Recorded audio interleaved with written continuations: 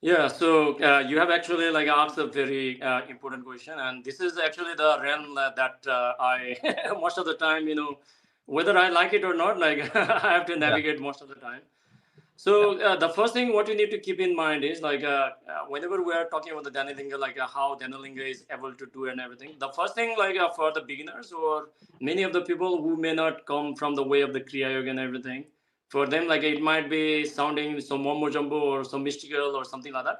It's not mystical or anything as such. Like this enough proof and everything. Also, you can just like experiment yourself with the inner engineering if you are new. Now coming back mm, to the question, what actually happens is see like whatever the consideration we can do, we can only do which is actually already within us. Okay, whatever is not mm, within you, you cannot do anything. For example, like whatever we call as like let's say Dhanalinga or Jyotirlingas or Shaktipitas or even Kailasha or any other yeah, like any of the energy space or something, that is basically the extraction of your own energy body. But now, like why people actually do it is because this body is made up of the five elements, which basically means like whether we like it or not, like it will go back to the five elements, which basically means that it may be useful for you, but it is not sustainable or like enduring for the large number of people or like a lot of people. Okay, that is the main important thing we need to keep in mind first of all. Okay, yeah, so yeah. it is just like it is not that you bring the deity from somewhere else, it comes from somewhere. It's not like that. You have certain capability within you, you have mastery in your system. That's why we Mhm. refer Sadhguru as a, and Sadhguru Sri Brahma especially as a Chakreswara. Okay, who has Yeah, mastery about all these chakras. So whatever the chakra is in you, you establish that into a form and then activate into that particular intensity, like a whatever purpose it is being built, and lock it there. Okay, so what Sadhguru okay. says is like it is not the energy that actually needs, like it cannot be. The energy is same everywhere. The only the nature Yeah, of the yeah, energy exactly. completely depends upon the chakras, and the chakras are going to lock them. That is going to determine the nature of that. So basically, what is going Got to happen is like the lower chakras. Uh, if many of the people already know, they are mainly for the maintenance and progression in the materialistic world. it. While Yes. the upper chakra, which are also referred as the Rudra Granthi, okay? If people do not know, like I'll just elaborate a little bit. So, out of the seven chakras, the bottom two chakras are known as the Brahma Granthi, which is the source of the creation and Okay. maintenance. Okay, so Brahma Granthi, that is the reason like yogis never worshipped Brahma, because once they realize that they are trapped in the body, they don't want to empower those chakras. Okay, so Yeah. Muladhara and the Swadhisthana, they just want balance and everything as a foundation, but they don't want to play too much with it. Now, if you want to progress in life, like let's say survival is not good enough, you want to connect with people, you want to have an empire, you want to have progression, prosperity, and everything, then comes the two chakras, which are the your Anahata and then the Manipuraka chakra, which is known as the Vishnu Granthi. Okay, Yeah. so for this one, you need to strive. Okay, otherwise, like you will just remain an animal and everything. You have seen people who all humans are born with equal capabilities, but not everybody has become rich, isn't it? Not everybody has become successful. So people who have strived, they have activated these two chakras very well. Okay, especially the Manipuraka chakra, which is going to drive you towards certain goal, and Manipuraka chakra, something which builds the like a connection between the things. Okay, because without connecting with things, like you cannot have progress in the world. Okay, so because of that reason, like people go to the Vishnu temples and everything so that they can have prosperity and everything. But when people Mhm. realize that, like, okay, you have everything now, but now eventually like a death is going to take away everything. Okay, what's the like a meaning of all this? Now then starts your like a Vishuddhi chakra and Agna chakra, which is known as the Rudra Granthi. Okay, Rudra Granthi Uh, is basically the dimensions beyond the physicality. And after that, like a Sahasrara is basically, we can refer as a Sadashiva or yeah. Parabrahman or like a Sahasrara. You can say anything. It has got many names. Actually, it's nameless, but but coming back, what is actually happening is why I'm telling you all this is because depending upon the type of the concentration, depending upon which chakra is being like a dominant in that particular place, that is going Yeah. to activate certain kind of capability within yourself.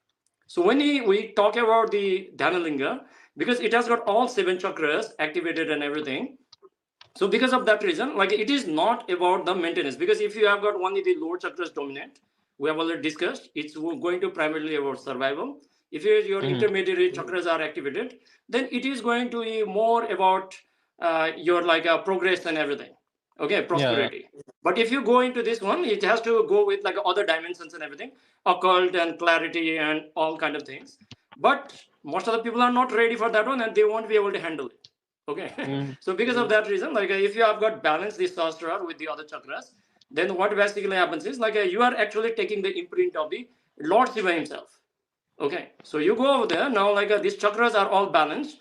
If you have got one of the lower chakras activated, then like you are going to strive toward that one. Okay, since all the chakras are balanced, you can go into that kind of state very easily. So that is actually the first question, like what you actually asked. But one of the things like we need to keep in mind is why it is not as intense enough as like many other places, because there are a lot of energy spaces. Yes, yeah. So why it is so is because like if you have been to certain kind of samadhis or jiva samadhis or powerful places like Mahakaleshwar or something, these are actually not meant for the regular people. Okay, because a regular people like he has not actually you know reinforced like the purpose of his life. Okay, he's not clear about like what he wants from life. So let's say like you are in a marriage, you have a children and everything, your job, and then you go into certain kind of places. And if you go to certain kind of places, like it can actually trigger something known as the, I think you already know, and most of the people know, something known as the Kundalini awakening. Okay, if that can happen, if it happens rapidly or something like that, then what is going to happen is like he cannot actually maintain the same kind of life normally. So why Dhanalinga and Linga Vairavya Devi is made conducive for the 21st century people, so that people go over there and then they can come out the way they are, so that because of that reason they can actually make the conscious decision where they want to go in their life. Okay, unlike the like crazy powerful spaces. That is the reason like I always tell that, you know, don't go to like these Kali temples and like Chinnamatra, even the Kamakya also. You should not go and do your yogic practices at Kamakya. Okay, because the energies are completely different. Yeah. And I think like you asked like a third question. The third final question was about like how to have this energy imprint, or Sadhguru uses the word something known as the laying the egg. Okay, the yogis go somewhere and then they lay the egg. Okay. Yeah, and there are a lot of examples. I've been to so many places, and I've actually like if you have time, you can go and watch a video in my YouTube channel. The video is known as the immortality. Okay, there's a video called immortality. It actually talks a lot. Yeah, talks a lot about this video. Okay, this topic. So the main objective is basically like I will not go too much into this because we need to address a lot of questions and everything. So basically, like if you want to leave a certain kind of energy or something, just like I told you, the first thing is that capability should be within you first of all. That basically means you need to have certain mastery in your energy body. Okay, and without the Kriya Yoga, it's not possible. Okay, but in some cases, what has actually happened is like people who have followed the way of the Karma Yoga or the, let's say like Bhakti Yoga or something, or even like in some cases like Jnana Yoga also. Nisargadatta Maharaj is one of the very rare beings. So I've been to his samadhi also, very powerful. So basically what actually happens is when they are leaving the body, they leave a body in particular chakra and everything. Because of that reason, like that space actually got consecrated in a certain aspect. Okay, even the body as well as the place where they have actually left the body. Okay, because of this reason, like even if we have got, let's say, 10 samadhis are there, all 10 samadhis are not going to of the same quality. Okay, they will be completely different. Just like we have got taste, like whenever we eat the food, like we have got 6 tastes, isn't it? Whenever we feel emotion, there are 9 different kind of things. That's why we call it as a navarasa. And whenever we look into the color, there are billions of colors, but we classify them as like a saptarangi or 7 colors and everything. That's a different matter altogether. So energy is also a different aspect of it. So how to go about it is, the classic example is the Sadhguru Sri Brahma. Okay. Or even like where Ramana Maharshi actually was in a samadhi for a long period of time. So wherever you sit in a meditation, what actually happens is, I will give you a little bit of mechanics also so that people can know. I will use this opportunity. So when you are sitting in a meditation and you actually go to certain kind of state, something known as the Sabikalpa Samadhi, higher states of Sabikalpa Samadhi, or even you go to Nirvikalpa Samadhi also, what is going to happen is now your system actually becomes the conduit to the cosmic energy. Okay, so because of that reason, what is going to happen is your entire energy body will now work as a lingam. Okay, it becomes the lingam. So now like when the energy is flowing through your system, the now system will start to radiate that energy. Okay, so the moment you start doing the same kind of sadhana in that place, because the energy imprint has nothing to do with the time and space. Okay, it has nothing to do Yeah. with the time and space, but the energy gets like added on the top of each other, and now it will build up. Okay, slowly it will build up, and that's how like the place starts to get consecrated. That is one aspect of it. Okay, if you Yeah. do it certain kind of sadhana and everything, for the beginners of course. Even now where I'm doing the sadhana, like if I let's say like when I'm doing the sadhana over there, like I don't feel that much of difference, but let's say I go for a travel, and when I come back, I can clearly know like there's the energy where I'm doing sadhana. Okay, Yeah. so Yeah. that is the reason I told you the integrity is that actually matters. Okay, because you need to Yeah. have certain kind of let's say contrast whether there is a energy or not. Okay, Hmm. now coming to that question, like the other ways is basically where you have done a very powerful consecrations or powerful yagnas also. For example, Yeah. like if you go to let's say like a Kanchipuram, in Kanchipuram, like there's a fifth mata. Okay, so Kanchipuram, there's a one. You have got the mata of Sankaracharya Mutt is over there. Okay, Kanchi Mutt is there. So over there, like there was a Chandrasekhara Saraswati was there. He was an enlightened being. He left the body Yeah. maybe just a decade ago or one day.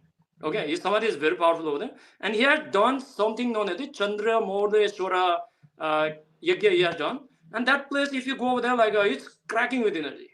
Okay. So just by yagya, you cannot believe like he's not certain kind of yogi or something like. But I do not know what sadhana he has done and everything because I don't have too much of time because I'm exploring a lot. But it was crazy. I've added that into the Sannidhi.net also. There's a long story about this Chandramohneswara linga also. There are 5 lingas which was actually given by Lord Shiva to Adi Sankaracharya. There's a story behind that one also. This another way of consecrating, and another thing is like where powerful initiations happens. Okay, that place also get Hmm. consecrated. For example, I'll give you a simple example. There's a place called like many people know about it. It's known as the Amarnath. Okay. Yeah. So Sadhguru has talked about like 112 methods. Osho has talked about, but even Yeah. before that, it actually comes from the Kashmir Saivism. Okay, Lakshman Ju had actually Yeah. spoken this to one of the foreigner, like who actually came, and then he has spoken this, and that's where like Osho actually got that information. Okay, about the Oh. because it comes from the customer Saivism lineage. Okay, so there like Yeah. what Yeah. has actually happened is when the Ma Parvati wanted to like know about the secret of the universe and what is the self-realization and all this kind of thing. There are huge crazy stuff. Okay, I'm not going into too much this, but there like what Lord Shiva actually did was he actually initiated Ma Parvati into 112 Uh-huh. methods. Okay, in that space, and it's a huge cave. If you have not been, like you can actually fit one small kind of house itself. Okay, in that cave. Okay, it's a glacier. So I had the privilege and the grace of Sadhguru and even like a Lord Shiva Yeah. Adi Yogi also and Ma Parvati. So I was able to do. It was like a crazy insane. I could not believe it. Like I've even shared in many examples. So like Mhm. when I went over there, like I see, like I'm from the Himalayas and everything. For me, like a trekking is not much that much of an issue. It's a genetic thing and everything. But like when I was going up, like I was pretending to be going like a little bit in a tired way and everything, so that like they are not going to push you very quickly because the crowd is too much. So I just like pretended and go slowly, and then like when I went over there, the energy came and like it just like grasped me. Okay, it just like Yeah. completely took over me, and then uh, inside me like there was a Shiva, but from my mouth like the word came like a Sadhguru. Okay, it was a crazy experience. Like I cannot even what Sadhguru is and everything. Like the only thing like whatever I'm doing and everything. Somebody asked me, like Anna like travel. They were asking like Anna like let's do a Guru Puja to this lingam and everything. Yeah. Please. Yeah. So basically, like I was talking about, how the certain kind of initiations that Lord Shiva has done on the Ma Parvati. So that place has actually got consecrated. And you may not believe, like in my experience, like if somebody will go there and meditate for, let's say, not even 2 days, like they can easily leave the body. Okay, it's like that powerful, like and one more thing, like in terms of like a consideration and everything, like there is another. Approach also, like what actually happens is Yeah. like whenever some people has gone and done this sadhana in certain kind of places, whenever we go and meditate over there, we are actually, if we go into that state, like we are also like adding our energy into that place. Okay, so because of that reason, like in one time, like I finally realized, like I never understood this thing initially. It didn't even cross my mind also. But when we are in the Uttarakhand, like I met some sort of sadhu. Okay, Yeah. they were just like walking all these like thousands of kilometers and everything on feet and everything, and it hit my mind that like, oh my God, these guys actually have got access to all these powerful energy spaces that we'll never have. Okay, so it can be either consecrated technically, just like Sadhguru has consecrated, or a certain kind of sadhana has done. And I'll tell you like Mhm. a one big secret I want to share, like which people need to know. It's in Mukteshwar actually. There are a lot of other Yeah. stuff also, but this I'll share. Like in front of the there's a powerful lingam, like which is the actually not the original lingam from the time of the Bilva, was actually Yeah. the previous incarnation of current Sadhguru. But in the current like a Mukteshwara temple, like the linga, I would say like it's powerful enough, but the most powerful space is actually the hall. Okay, just a very small hall, like only 5 or 10 people can fit. Mhm. That is like a cracking with energy. Okay, you cannot believe it. Like I don't actually go and sit like whatever I want. Like I just always go like a scientist or like some kind of lab Yeah. technician. I go over there and whatever the energy, like yeah, there are many people who traveled with me. So even if the lingam is there or energy source or temple is there, like I don't usually go and sit over there. Like if the energy is everywhere, like it's spread across in the same way, you can sit anywhere. That is completely fine. But there are certain places like where the energy is actually concentrated in particular place. So I can Yeah. tell Yeah. you that like there's a hall, like I've actually shared in the Instagram and everything also. That is a place Mhm. I can guarantee that where like a Sadhguru as well as the Bharatiyaka as well as the Vijima actually has done the Karma Yatra sadhana over there. Yeah. Yeah. Okay, Yeah. Yeah. that is very powerful. And apart from that one, like there's a hall where like a Sadhguru actually stayed. Okay, and he didn't even stay for a long period of time also. But you cannot believe, like I'm not sharing this. Like there are few meditators. Uh, Mhm. because like there has to be proof from other people also. So when that Anna went over there, he said that, oh, it's a very small hall. This is a picture also I've shared over there also with the Sadhguru picture and everything. We had the opportunity to Sadhguru's grace, like we had the privilege to stay over there and stay overnight and do my sadhana over there also. So basically like what actually happened is like he said that, oh, this place is like reverberating just like this one hall. You cannot believe, and Sadhguru just stayed there, okay, for maybe like a few days only. It's not like that. So the thing is, like at the moment you start reverberating with yourself, you can actually like consecrate everything. Okay. For example, like you may not believe, like there are many people who have actually like washed out, and it can be exaggeration at this point of view, but this is a possibility for everyone. Okay, there are a lot of people like who have actually written to me saying that like when they saw my podcast or saw some of my video or something, they've experienced something. Okay, and you can actually consecrate everything. For example, like even this video can also be consecrated in that way. And if you just watch, if you just watch like the Sadhguru is like Sadhguru exclusive, and if you just take it as a darshan, just put a lamp or something. If you have done a lot Mhm. of advanced pranayams and everything, it will happen by itself. You don't need to do anything. Yeah. Yeah. Yeah. That is the glory of the guru. Okay, going back to the first question itself, like that adds one more point over there. But these videos and everything, like it's going to like open certain kind of dimension and everything. Why it is so is because like when you have access to certain kind of dimensions and everything, now like what we call as a physicality and spirituality, they are not different actually.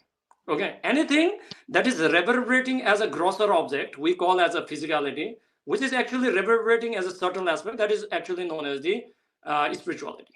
Okay, there's no Yeah. actually difference between that. So when you use the grosser tools like survival tools like eyes and five senses, you are able to grasp all these things, and this is very important also. Okay, it's not like Yeah. okay, like spirituality is everything. This is all useless. It's not like that. The more you Yeah. refine, the better you become. Okay, so that is Anna. So everything is a reverberation and everything. So uh, even whatever Yeah. we are talking and everything, it's a physicality by itself. That's the reason, like how people consecrate the mantras and everything. So I think like I gave you the answer, but if you just go into like a, how to lay the egg, one thing is like if yogi is of high doing a lot of sadhana and there's integrity in his system, which basically means like a today he's sitting and he's sitting for 10 days, he's reverberating in the same way. Okay. And in that case, like you can easily like lay the egg or like consider the space, just like you said. But in one day, like your energy is behaving this way, that way, or something.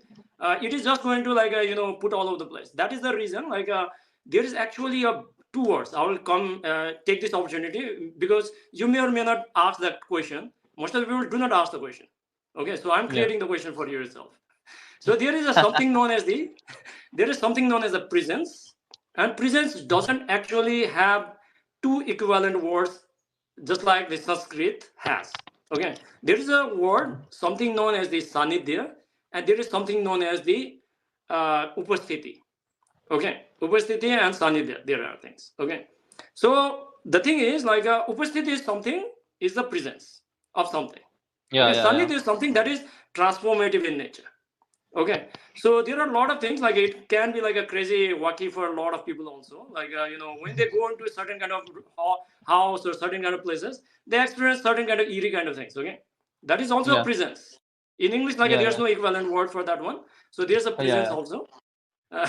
So basically, like why we are unable to experience at the moment is only because we don't have an integrity in our system. If our system is like there's an integrity on the system in certain way, you can experience all these kind of things very, very easily. Okay, that is the reason, like there is certain kind of recommendation of doing the sadhana in certain particular times and everything. That is the main reason, one of the reasons behind that one. And now coming back, like when you want to consecrate, for example, like in that kind of stuff, many people already know, Sadhguru has also talked about that one. One way is like you can consecrate using the mantras to a certain aspect. That is also one way of leaving the energy imprint, but that is not going to be sustainable. The second way is basically by using like the rajasic and tamasic way. Okay, you offer certain kind of thing, you follow certain so you follow certain kind of rituals and everything. You offer something, let's say coconuts or like a certain kind of sacrifice certain kind of life forms and everything. So because of that reason, like you are keeping that deity alive or that space alive. That is another aspect.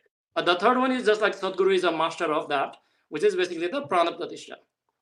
So he's actually like using that way of doing all that kind of stuff. So these are the many different things, but there are many ways like where yogi has done a sadhana for in certain kind of places, like a cave or something like that. If more people go and do the sadhana over there, one thing is like a person can easily go into that kind of state.